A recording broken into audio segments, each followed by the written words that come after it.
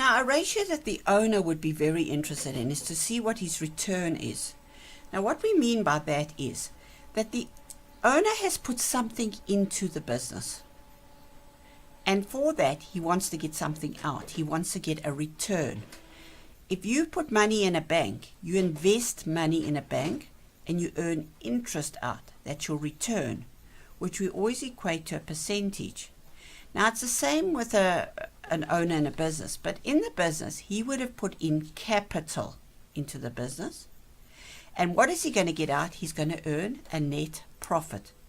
And so what we want to do is work out a percentage, because the banks quote their return, their interest, as a percentage. We want to equate this as well. Now, what is important to know is that we will have an opening capital and we'll have a closing capital.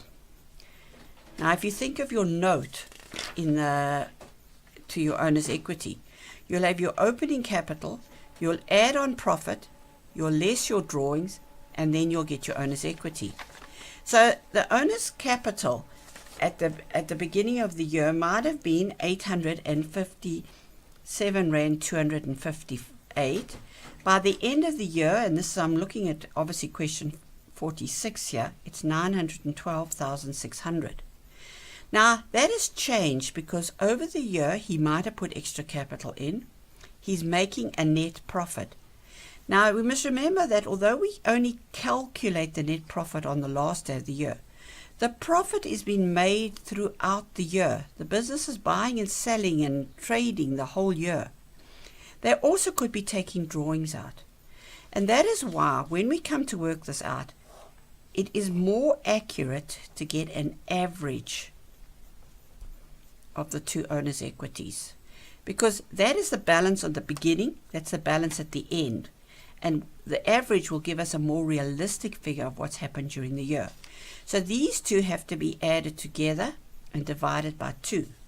And already in the question you've had to work out the percentage return on equity, which is the net profit over the average equity. So the net profit, because that's what he's getting out, over his average equity, got 8.8%.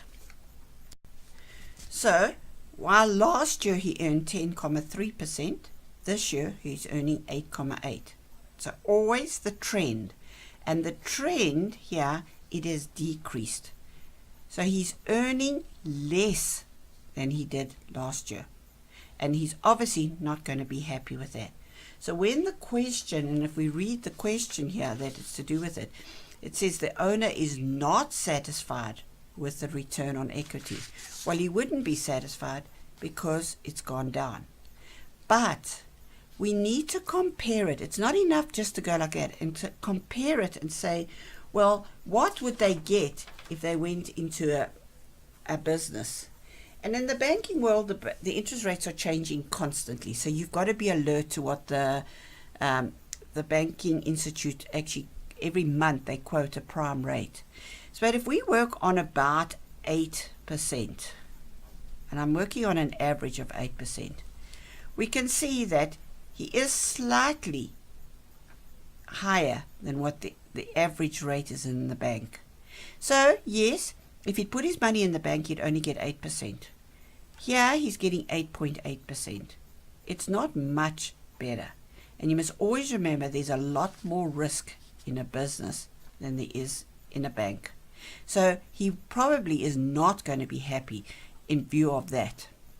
So he's not happy because it's gone down. And secondly, you must remember this, you must compare it to current rates. Try and keep up to date with what the current prime rate is and compare it to that. So this is not looking a very happy situation for the business. The owner would have to make a decision as to what he's expecting in the future.